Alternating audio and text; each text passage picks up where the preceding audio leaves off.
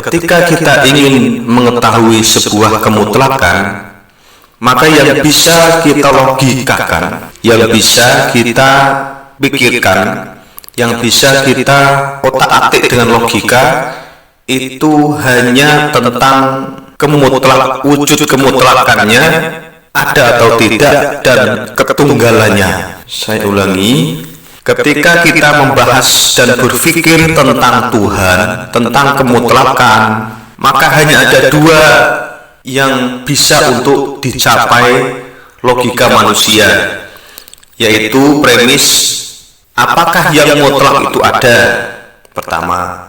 Yang kedua, tentang ketunggalannya atau satunya yang mutlak itu. Hanya itu.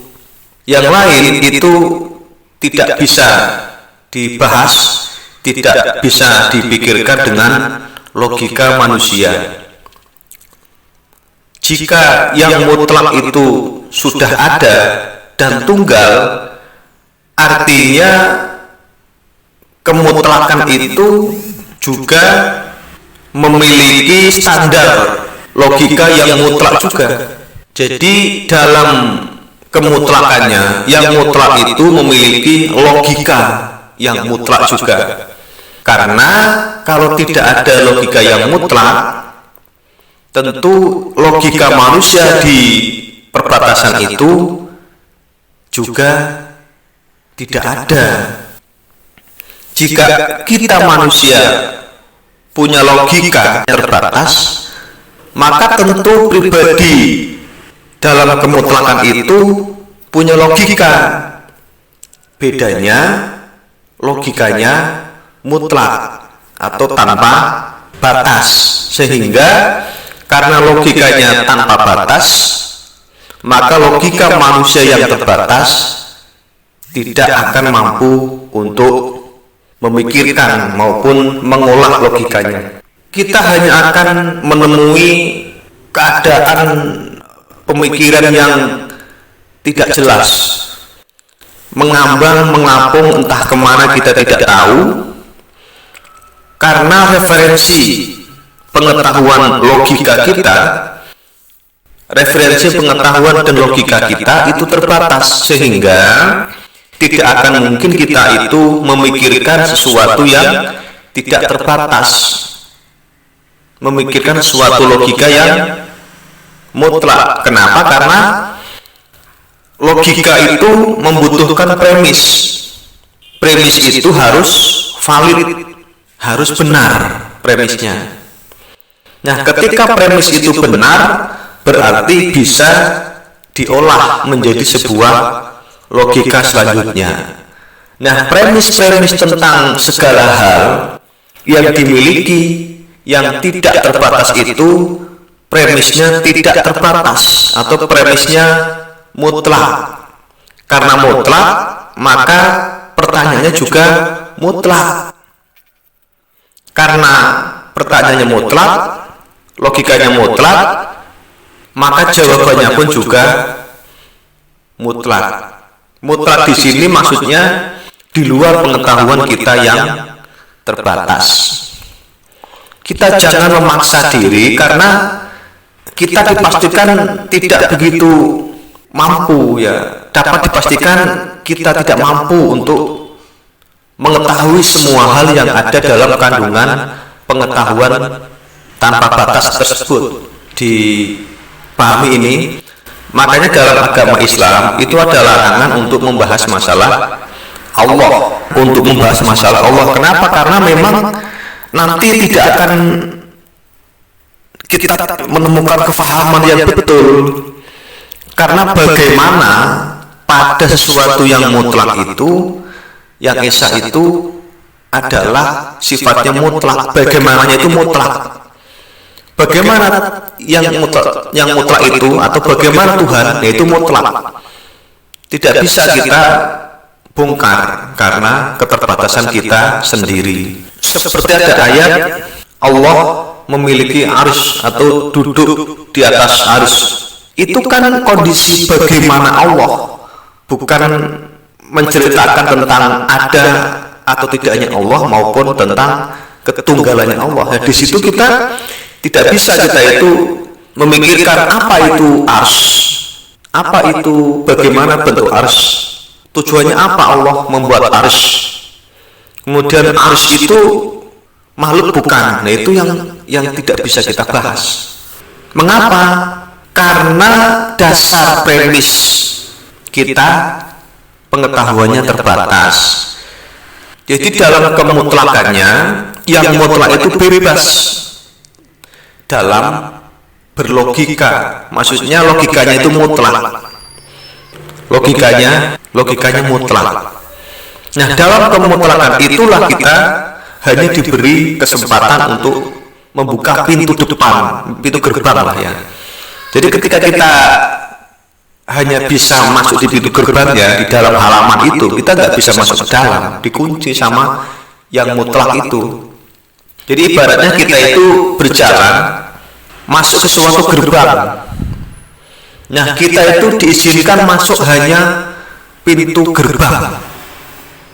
Kita itu hanya diizinkan masuk pada pintu gerbang itu, yaitu pintu gerbang kemutlakan dan pintu gerbang tentang ketunggalannya itu. Setelah masuk ke dalam halaman rumah, di dalam rumah itu yang mutlak terkunci dan kita tidak bisa membuka karena kita tidak punya kuncinya untuk membuka. Apa itu kuncinya? Ya, kuncinya pun juga mutlak. Kemutlakan itu kuncinya. Dan kita kan tahu bahwa kita itu bukan yang mutlak, sehingga sangat mustahil kita itu benar dalam menilai bagaimana yang mutlak. Yang mutlak sekarang sedang apa itu kita dipastikan akan justru menimbulkan fitnah maupun persepsi yang sangat negatif yang justru bisa mendistorsi keadaan wujud Tuhan dan ketunggalannya. Seperti kita berpikir setelah Allah menciptakan alam semesta ini, apa yang diperbuat Allah selama hampir 14 miliar. Ini pertanyaan, apa yang diperbuat Allah selama hampir 4 miliar sebelum ada Nabi Adam, itu perbuatannya bagaimana?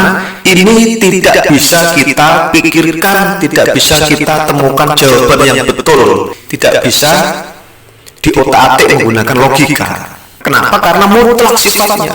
Yang mutlak itu tidak mungkin kita bisa memperoleh premis atau prakondisi yang betul untuk menciptakan logika yang mungkin bisa kita lakukan. Karena mutlak, maka logikanya pun mutlak. Jadi ketika itu mutlak, suatu wujud itu mutlak dan tunggal, itu pasti isinya pun ya logis. Isinya logis dan masuk akal. Tapi akal siapa? Logikanya yang mutlak tersebut. Jadi logika itu juga ada dua sifat, logika yang terbatas yaitu milik manusia dan logika mutlak milik yang mutlak itu. Bismillahirrahmanirrahim.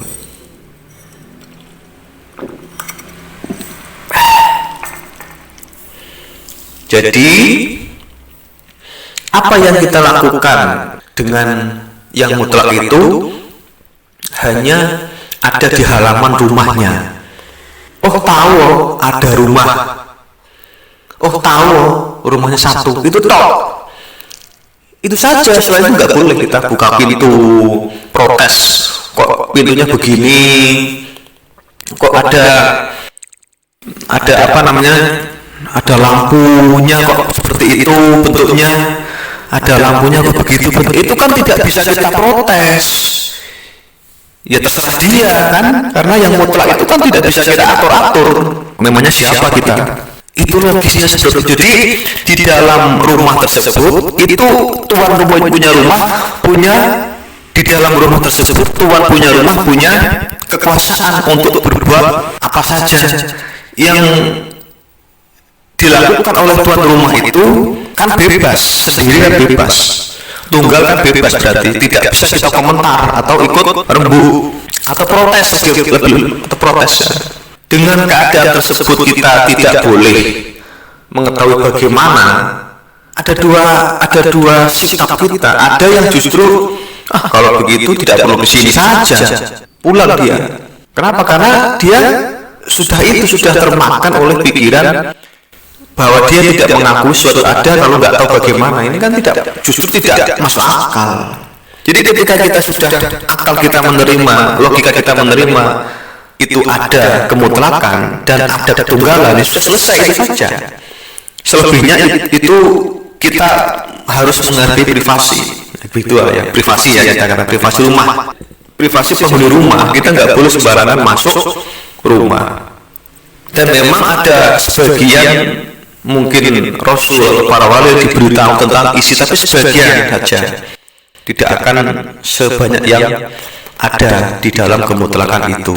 Jadi apa yang kita lakukan itu adalah sebatas kita berlogika tentang adakah wujud yang mutlak itu dan ketunggalannya, tunggal atau tidak, gitu aja ya. Jadi kalau mutlak itu kan pasti tunggal. Jadi kalau bahasa agama itu esa ya, esa itu ahad ya, mirip yang ahad itu ya. Jadi itulah batas-batas itu harus kita mengerti supaya setelah kita bermain dengan logika, jangan sembarangan masuk ke kawasan wilayah kemutlakan. Karena di dalam kemutlakan itu kita tidak bisa untuk pulang kalau tidak ada gurunya atau tidak ada yang membimbing. Ya begitulah barangkali ya. Yang mutlak pun siapa yang bimbing? Karena mutlak ya pembimbingnya mutlak. Dan ketika kita masuk di sendirian, ini sangat berbahaya. Kenapa? Karena bisa tersesat. Bukan salah yang mutlak, tetapi kita terbatas masalahnya. Jadi prakondisi kita itu terbatas. Akibatnya segala yang terbatas akan terbatas pula pada pengetahuan, pada sikap, pada sifat dan sebagainya. Karena wujudnya terbatas, maka yang mengikuti sifatnya pun segala hal tentang sebagainya itu juga terbatas. Sebaliknya, karena wujudnya itu mutlak, maka ia tunggal, sehingga pengetahuannya mutlak, logikanya juga berlaku mutlak. Di sana itu juga ada logika, tapi mutlak logikanya. Yang jelas tidak mungkin yang mutlak itu menyimpang dari logika kemutlakannya, tetapi boleh berbeda atau menyimpang dari logika manusia berdasarkan premis yang ada dalam pengetahuan yang mutlak itu. Tentu kita lebih harus paham kemampuan dari pengetahuan mutlak itu. Yang karena mutlak, maka pengetahuannya mutlak.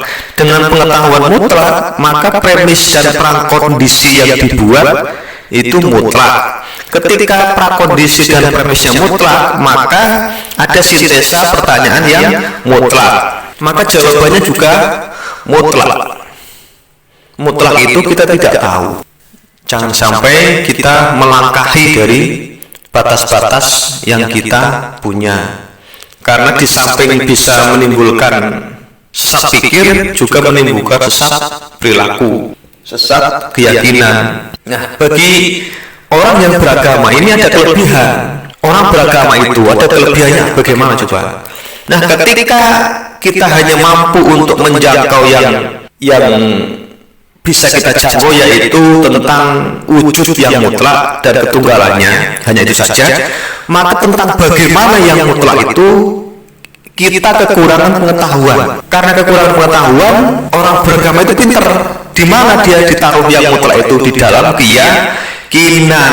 Jadi setelah kita itu tahu itu, setelah kita mengetahui yang mutlak itu ada dan tunggal, kita meyakini kepada wujud yang mutlak tersebut. Jadi mutlak pun juga punya logika. Logikanya bagaimana?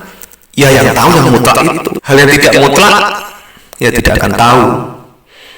Jadi tentang bagaimana Tuhan itu yang mutlak bagaimana, itu kita masuk dalam ranah keyakinan. Karena keyakinan maka tidak bisa diotak-atik dengan logika maupun akal.